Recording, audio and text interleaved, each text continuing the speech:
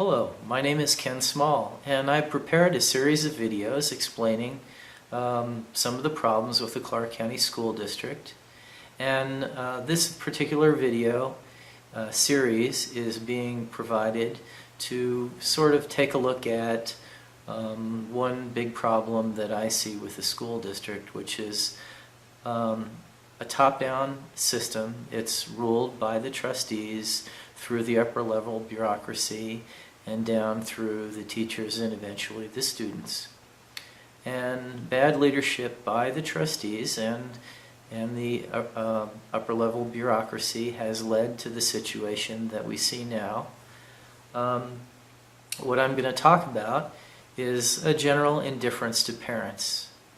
If you happen to go to one of the school board meetings and you want to speak about something, you're going to find that after the trustees have been around for 3 or 4 years, they become generally insensitive to the concerns that they were elected to help with. And all these people talk a good game during the elections, and when they're new in their seats, they tend to kind of fall back in their chair. I'm not sure if it's being overwhelmed with nonsense by the bureaucracy or fear of making fools of themselves, in front of a big audience. But by the time they get to the point where they're acting in more of the leadership role that you would expect of someone sitting on a school board, they seem to have become generally indifferent to the concerns of parents. And this has gone on for many years, and of course we had, and I should say not for all the trustees, but it's a pattern. And 2 of the trustees that just left prior to the current election were very, very indifferent to the concerns of parents and children. And so what's happened is, due to the top-down nature of the system, they've eventually taught this disregard for the concerns of parents to people on down the line through policy. And so when you go to the school and you complain about something, they say, oh, well, that's just the school district policy.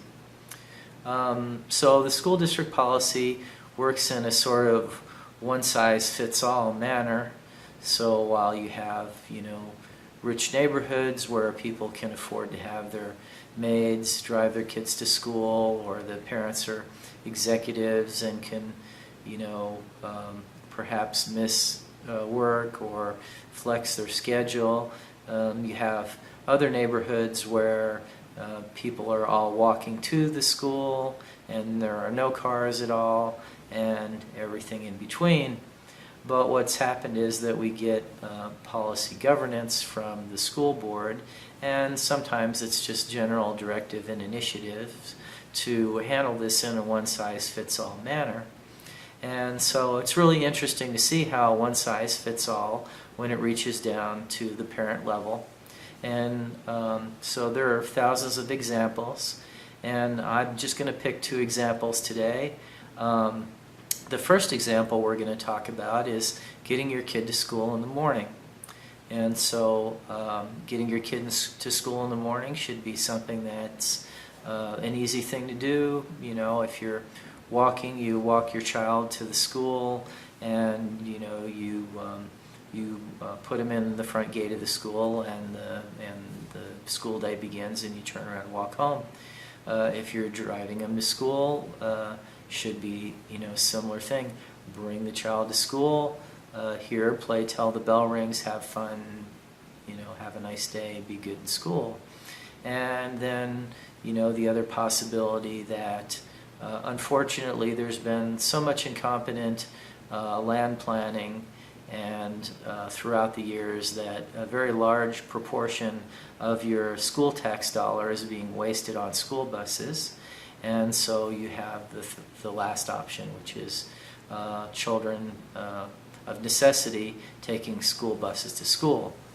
And that happens to be the case at my house, and I have to say that this is a matter of blatant incompetence on the part of the planning personnel at the school district over many years, and it's not easily going to be undone. And certainly in the educational time of my daughter, who's now in the 5th grade, it's not repairable on the elementary level. And I imagine that it's such a mess now that it will take another boom and consciously repairing all the stupidity that has occurred in that other boom to try to resolve the problem of buses.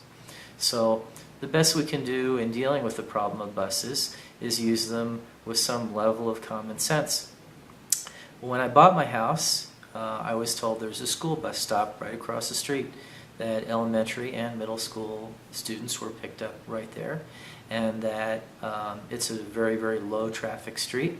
And sometimes I've stood out there for 15 or 20 minutes and not seen a car during the time of day when the students would be out there. And it does get a little busier an hour earlier in the morning and an hour later in the afternoon, but at the time when the students come and go, virtually no traffic to speak of.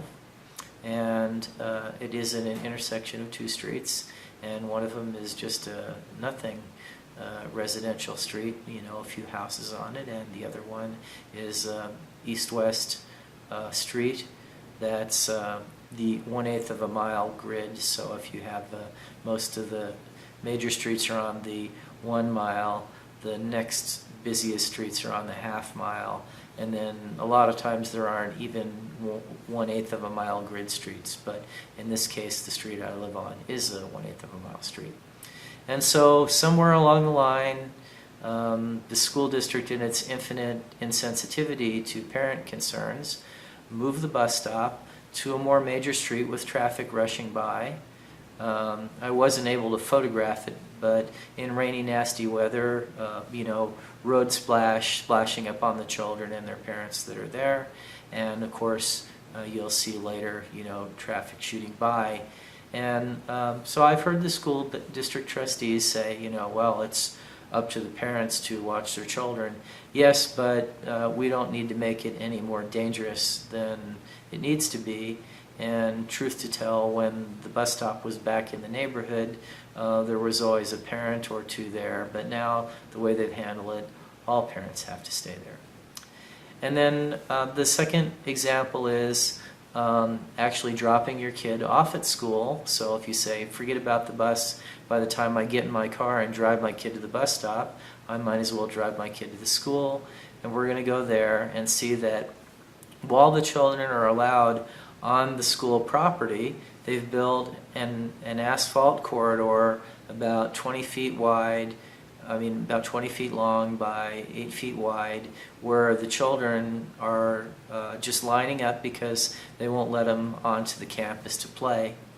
And then we're going to go look at another school where, even though they've got the one-size-fits-all thing happening, the school was forced to cooperate with allowing the children to play instead of paying money to go into safekey if you're 15 minutes early. And take a look at what's going on there and see how that works out.